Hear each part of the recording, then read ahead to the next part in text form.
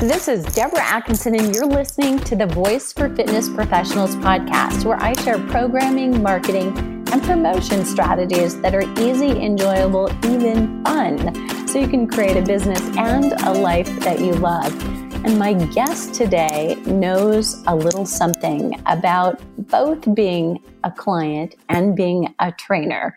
Before his 39th birthday, Allan Misner had a wake-up call. While vacationing at a tropical resort, he tried to play volleyball, but got too tired to stay in the game. Once an athlete, he'd let himself go to work stress, a toxic relationship, poor health choices, and had gotten him to well over 250 pounds. As he sat on the beach, water lapping at his feet, he realized he needed to make a change and decided to improve his lifestyle and reclaim his fitness. Over the next 8 years, he rode countless waves of wellness and fatness. It was this roller coaster ride that made him realize that a decision wasn't enough. So one day, while lying on the bed of a hotel room, hungover and fat again, he made a commitment to his health and well-being. Today, Allan Misner is a National Academy of Sports Medicine certified personal trainer and a Functional Aging Institute certified functional aging specialist. He's the creator of a thriving 40-plus fitness community, providing one-on-one and group fitness coaching, nutritional guidance, and personal training for clients over the age of 40. He's also the host of the 40-plus podcast, for which he has interviewed hundreds of health and wellness experts with a wide range of specialties. And I've asked Allan to come and talk a little bit about this unique perspective he has from being someone very much in need of a trainer and a wellness or health coach, and now being on the other side. So, Allan, thanks so much for joining me. Thank you, Deborah. So let's talk about this. My guess is you have a lot of thoughts on what we might be doing wrong that isn't helpful and that may even alienate some of the people who need us most in the fitness industry. Yeah, so much of what we've come to do, and I know this is not everybody, but I see this over and over again in this industry is, here is a form workout. The person comes in and says, I want to lose weight. And we say, okay, we'll put you on a program, and they pull the program out of the box. It's the same form everybody else is doing. It's the same workout. It's the same structure. We're just going to start them on the same path. And we didn't really take the time on the front end to listen to them and to truly get to why they're standing in front of you in the first place. The fact that they're standing there asking for a help it should mean the world to you, because that is one of the hardest things for someone to do, to admit that they need help. And when I was on that 8 years of ups and downs, I never let myself admit that I needed help. I love that. I wanted to do it myself. Yeah. They're allowing themselves to be incredibly vulnerable at that moment. And we should respect that. And at that point, we should be listening to them. And then we should use that moment to say, okay, what is this going to look like for you? How am I going to know that I'm giving you what you came here to get? Because the weight loss will come. That's going to be a residual of what we're actually going to do here in the gym. You're going to have to take care of your nutrition, your sleep, and your stress. And we can talk about some of those things that you can do. But in a general sense, how will I know I'm giving you everything that you came here for? And having that kind of conversation with your client is going to go a long way towards building a rapport, and which will become a relationship, which will become a friendship, which will keep them being a client for years to come. So insightful. So insightful. So I've got a couple of questions for you. One, maybe to lead off, would you be willing to share this? So let's say you are in that moment with somebody, that first 5 minutes or so, what is it that you will ask or say? Well, most of them, again, are going to walk in and they're going to say they want to lose weight. So I always go back to the fundamental question. And in business, we used to call this root cause analysis, and other people will call it the 5 whys. But you just ask them why, just like you're in the 8th grade. Just like you're an 8-year-old.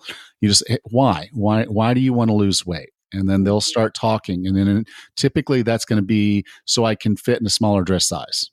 Okay, well, why do you want to fit in a smaller dress size? And it'd be like, well, I don't feel comfortable in my dress, so it's starting to feel tight. I'm like, okay, well, why? And invariably what you end up getting to is they've got a class reunion coming up in 2 months, or, they rip their dress trying to bend down to pick up some groceries, and that embarrassed them. It's typically going to be about grandchildren. They realize that they're huffing and puffing when they're just trying to walk along with their grandchildren, and their grandchildren are leaving them behind at the zoo. And that's the goal. That's there where you can sit there and say, okay, I get it. You want to be able to keep up with the grandchildren. You want to look better and feel better and have more confidence when you go to your class reunion in 2 months. And you want to be able to feel comfortable in your skin on day-to-day basis and not have those embarrassing situations. And you don't have to say it exactly that way, but in your mind now, you know what they want to see. You know exactly what they want to accomplish. And it's probably not on that form workout to get them those things. And a lot of this is going to be social. So this person is coming to you and being vulnerable. They're looking for acceptance. They're looking for someone that's not only going to coach them and be their friend, but someone who's going to acknowledge how hard they're working, going to acknowledge that they're showing up.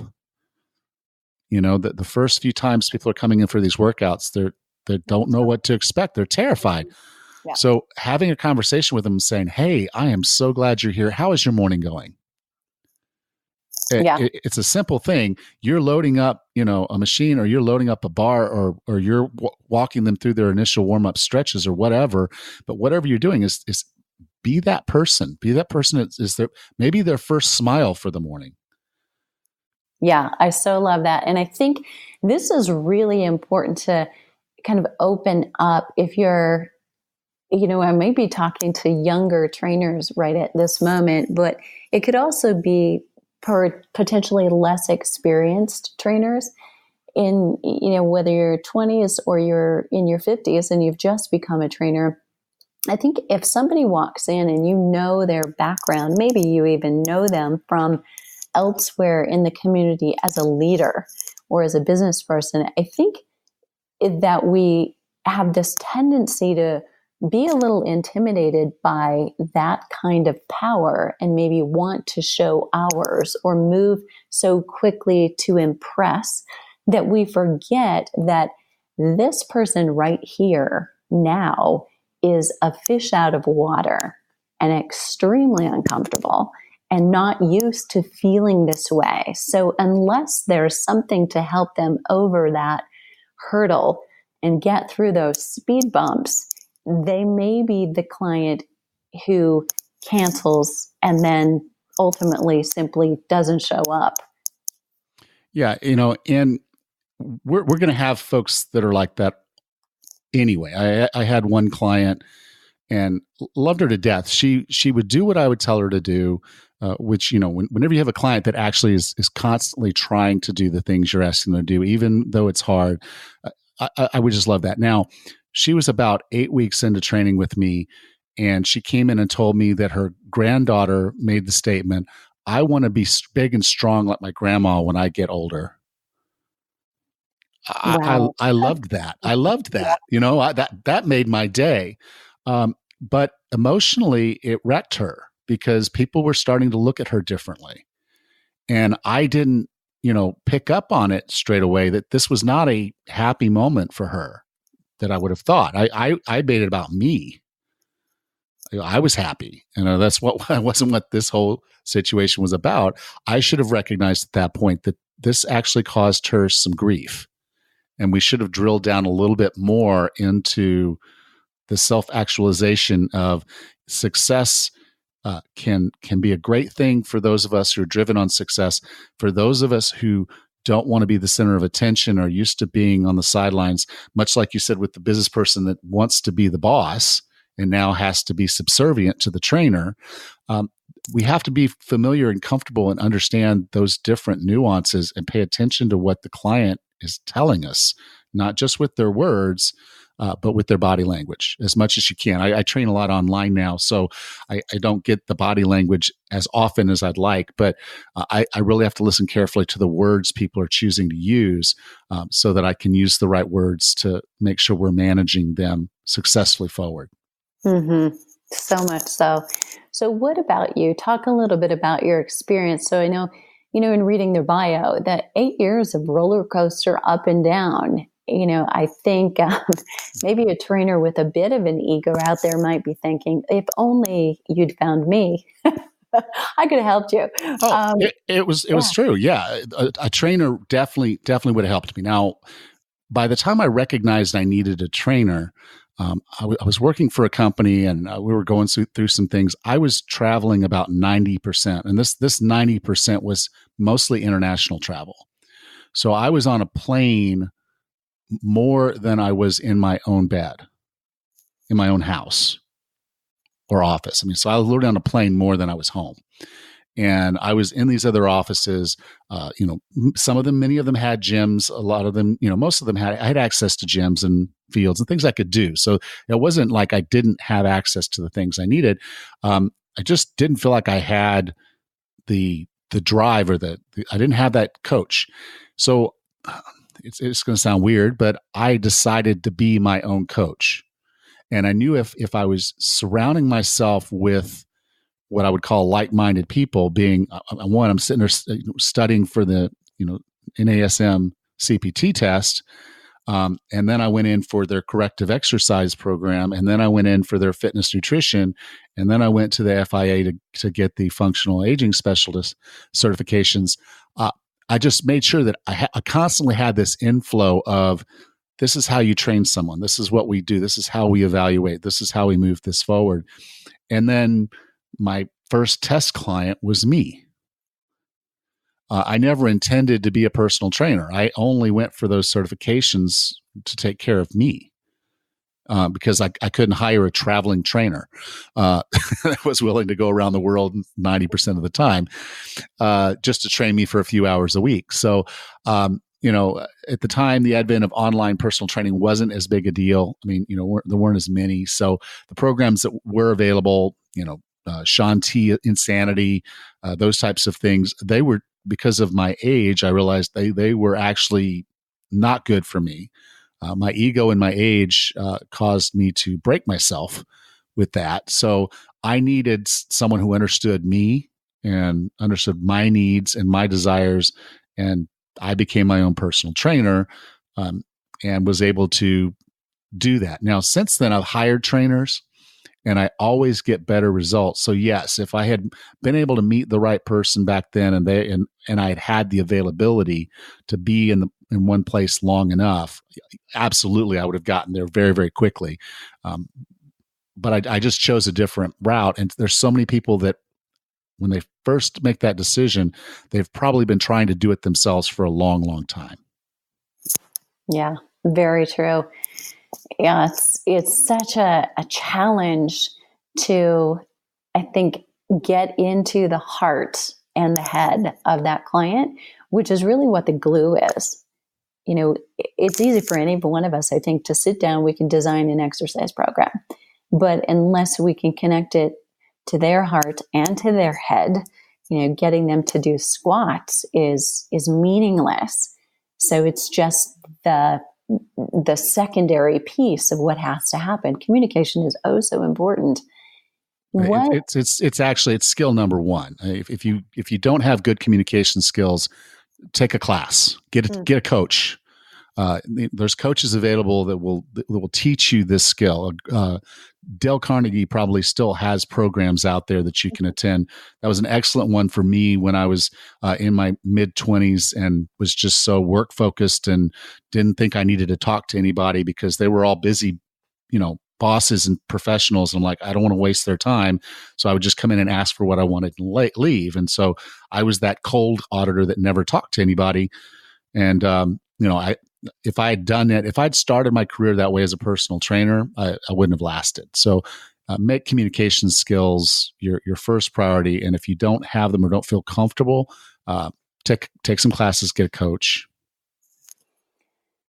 What about any clear steps that we could say to a trainer who may be having a hard time and maybe even hasn't looked at this? Maybe listening to this podcast is the first time they're reflecting on the fact that they have been given clients or even have attracted them that are really, truly in need of their help and change, but haven't been able to keep that client or keep them engaged. Are there certain steps that you would recommend other than simply improving communication, which is a great step, but something that they can actually take and start and do today in their next appointment? Well, I'm going to say one thing first that you might not be in a position to do anything about today, but this should be something that's on your kind of your long-term outlook, is figure out your niche. Figure out the type of client that you can help the most. So for me, it's individuals over the age of 40. I relate to them very well because I'm 53, and I know basically what's going to work for them in general. And then we have those conversations, that communication. But I also know how to talk to them. We grew up in the same era. We remember the bands, Depeche Mode and Frankie Goes to Hollywood and Journey, when they were actually doing the live shows and stuff. But, so find the people that you're going to relate to and be able to help the most. And that's going to be probably what you're going to call your AA1 client, and probably have one or two of those right now. So think about, what are the attributes of this client that really are making me successful with them? Why are they sticking with me? What is it what is that glue that's keeping us together? Because that's going to be your secret sauce going forward to deciding the kind of clients that you can give the most help to. But as far as just the day-to-day, the first thing is always be asking open-ended questions and listening for the answers. And so it's not can you feel that in your glutes when you do that lift? It's, describe to me the feeling you're feeling in your glutes when you're lifting this way. And tell me how different it is from the way you were lifting before I corrected your actions. And then really listen to them. Listen to the words that they use when they're communicating to you.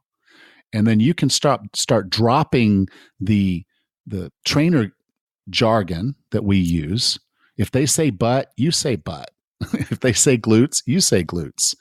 And so, I've sat there with someone I was training, and I'm like, I need you to engage your butt. So I said, okay. And I pulled out a $20 bill out of my wallet. And I says, I want you to pretend that I'm putting this $20 bill in the crack of your butt. And I want you to hold that $20 bill in the whole time you squat down and the whole time you squat up. And if you have that $20 bill in your butt crack, I'll give it to you. Now, you probably wouldn't want to do this with a 20, but I did with that particular client.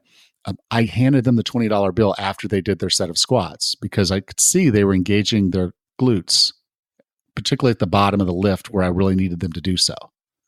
And they weren't using their back or their quads and messing with their knees. So I got them into the right movement pattern, and I motivated them with the language we were using when we were talking to each other. And then I handed them a $20 bill so I know that lesson would stick. Nice. And the next time, now you might want to do it with a 1 or a 5, because that was a chunk to give a client. But this was it was a great client. They'd been with me for a while, and so doing that little thing for them was just that opportunity to say, I want to congratulate you for learning the muscle and how to activate the muscle and do the lift in a safer, better way. And now we're going to be able to put more load on you, and you're going to see results even faster. So start learning their language by listening. And then when you're using their language, It's kind of one of these things they'll teach you, and they'll teach you some of this if you take a class is, if they smile a lot, you smile a lot. Give them the things that they need while they're there in the gym, because they're not just there to train. Let's dig into this. Okay, so this is actually getting my brain going, and I'm going to be quiet. So I'm trying not to plant seeds for you, but are there things that when you were a newbie, you were in the gym, not having had the experience you've got now, being on the other side of the clipboard, so to speak, that drove you crazy or maybe drove you away from trainers? What behavior do you see or did you see that makes you nuts? I've seen a lot of trainers that will. I'm probably going to use the wrong word here, but they are not sophisticated enough to explain to their client why one movement for them is going to be much better than another movement. So, you'll run into a client that they really just want to do the machines. They are intimidated by the free weight section for one reason or another. They saw some brutish guys over there one time. They may not even be able to tell you why. They just really don't want to get over there and do the free weights. And rather than say, okay, we're not going to do free weights, try to find some middle ground. Try to sell the benefits of doing something. And then maybe it's something as simple as you grab some of those fixed barbells, the go up to 80 pounds or whatnot. It's probably going to be enough for this client, and go into the fitness studio that's not being used and let them do their workout in there in private, where there's not a lot of prying eyes and they feel more comfortable. And then when they start seeing the results and they start getting to a point where they're going to need more weight, they're probably going to be a little bit more comfortable moving into that place. But I've seen so many trainers that they start working their clients on the machines, and then they never progress them off those machines. And in many cases, looking at the client, and again, I don't know the client, so I haven't asked the client what their particular needs are, what their desires are. But, we need to move stuff, and we need to move it in less than just a fixed pattern. And so giving them that whole thing. One of my pet peeves is when the trainer puts the client on the treadmill and stands there and talks to them for 5 minutes while they're warming up. I would always encourage my client to do the warm up before I got there, so they would get the full benefit of our time.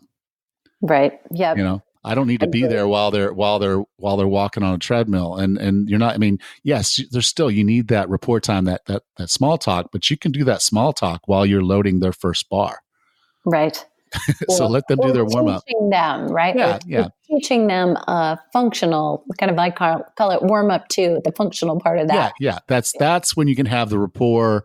Okay, I want you to, let's go ahead. We're going to go ahead, and you've warmed up your muscles. So let's get down into the duck walk. Let's do a little duck walk. Let's do the bear walk. And, you start doing those little things, and you make it fun, bonus points if you quack. You don't say that. I actually do. Yes. Memorable and very distinct. Okay, so now we know how you market yourself. Well, fitness should be fun. I mean, I know, for a lot of the folks that are coming into the gym, it's not fun. It's a job. It's a workout. And I'm like, no, let's call it training. We're training to be better people, to be the people that we want to be.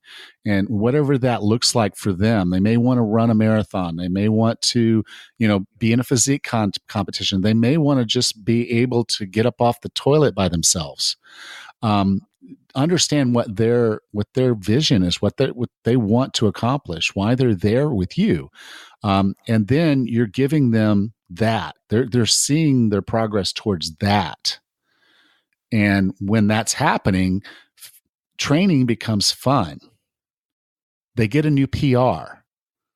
How exciting for you is it when your client gets a PR? Mm-hmm. I'm bouncing off the walls when my client tells me, okay, when he's, like online, I have a client, he'd gotten up to, I think he was doing, I want to say we were doing fives. And, he got his deadlift up to 200 pounds and, 150 pounds. But for him, that was substantial considering where we had started.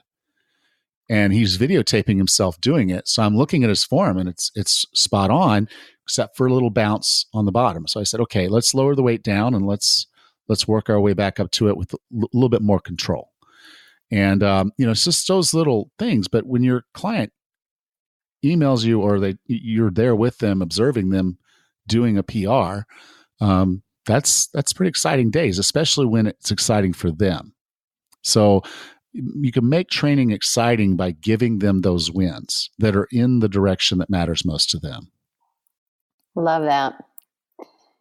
And explain, and the last one is explain to them why they're doing the things they're doing. Yeah. I see someone and they've got them over there, standing on a Bonsu ball, doing an overhead press with a barbell. And I'm like, okay, this even the trainer doesn't know why they're doing that. Yeah. And it's like, okay, you could put one foot on there and that's going to be an unstable position, which would be at least a little bit safer. But, why barbells? Why not just go ahead and do that single arm dumbbell? And they would get so much more out of that exercise. They look terrified, and I would be too. So explain to them why they're doing what they're doing. If they're uncomfortable with the modality, slow down and teach it to them. Be very meticulous with them, how it should feel, what not exactly how it should look, because they can't look at you necessarily and translate that into a movement, but they can start that process. And then as they go, correct them and talk to them, coach them. So a good coach should want to become irrelevant. You should want to coach yourself out of a job to a point where they only stay with you because they like you. They don't actually need you, but you motivate them, you teach them new things, but they could go do it on their own. And it because they've taught them good form. You've taught them why they're doing all the things they're doing. They could write their own programming. But they stay with you because you were so good for them. Yeah, totally agree with that. And shout out to my friend and colleague, Aaron Carson, here in Boulder at Rally Sport, who said this, and it really sticks with me, that it's both being interested in them, but it is also a bit about being interesting for your client to be around. Yeah.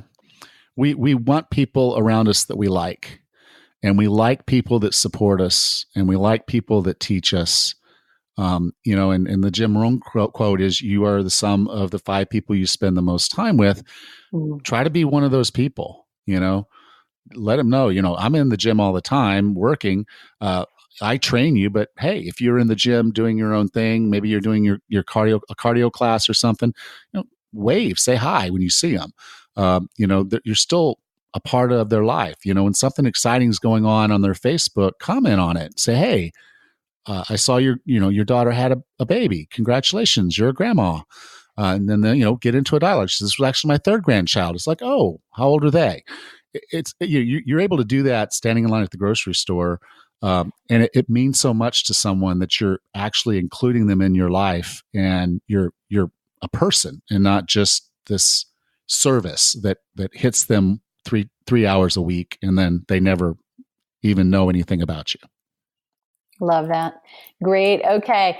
Finishing up with such great nuggets. And I'm actually going to summarize a couple of them right here. So number one, we kind of started with, know that someone asking for help is being incredibly vulnerable by asking for help, and respect that. The next one is learn their language and use it. Be able to justify every exercise that you recommend. And I have an image in my head I'm not going to be able to erase. Get them in an area where they're comfortable when you're teaching them something new that, again, makes them feel vulnerable. Explain why they're doing the things they're doing. That piggybacks off of that earlier one, but it's slightly different.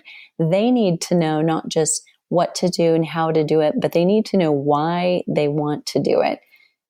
be interested and be interesting and be one of those 5 people that they most want in their lives. Is there anything you want to add before we wrap up today? I would just say, have fun. You have the best job in the world. You're helping people make their dreams come true. You are helping them in a way that very few people can say. The medical profession is about curing sick people more than it is about health. You're actually in health care. You are in the position to help someone get healthy. So relish that and enjoy that. And as I said earlier, find clients that are your best clients, and don't be afraid at some point in your career to niche down on that, so you can surround yourself with even more joy. So good. Allan, thanks so much. I have for listeners the place where they can connect and kind of watch over your shoulder at how you connect to your community. And you also have a new book. Let's just talk a little bit about that, because it may be a great resource both for trainers and for their clients. Well, what I started out with a podcast. Once I knew that I was going to start getting into training, personal training, and I knew I had a day job, so this was going to be predominantly online training. I started a podcast as kind of an outreach so that people could get to know me, because people want to work with people they know, like, and trust. So the podcast was my opportunity for people to hear my voice, to understand my approach to things. And then if they resonate with that, then you become clients of mine. And so that's been going on now for almost 3 years. And then after I got rid of the job and started doing this full time, I said, okay, well, I'm reaching one audience with the podcast, and it's probably the same people each week for the most part. New people come along, but in a general sense, it is where it is, and it's a certain set of people that are going to be listening to podcasts. I said, well, I think another venue and a branch that I've always kind of wanted to do, and now more than ever have the time to do, would be to write a book and to do an audiobook. So I decided to write the Wellness Roadmap, which is basically the way I approach programming with my clients to give them an individual track towards success. And so it's a really well, in my mind, okay, and maybe I just like myself a little bit too much, but it's a well-structured program that it works, because it sets the mindset, it sets the strategies, it develops good habits, and then it encourages them to try tactics that they know will most likely get them where they want to go. So don't be afraid to experiment. And I even have a whole section in there about what to look for in a personal trainer, because I think the client should go into that hiring decision and not just say, well, this is what the gym wants to assign me.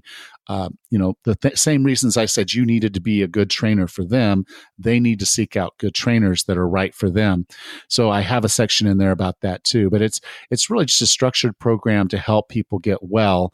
And I define wellness as healthy, fit, and happy. And if you don't have all 3 of those, your life is really missing something, and you're not going to find wellness.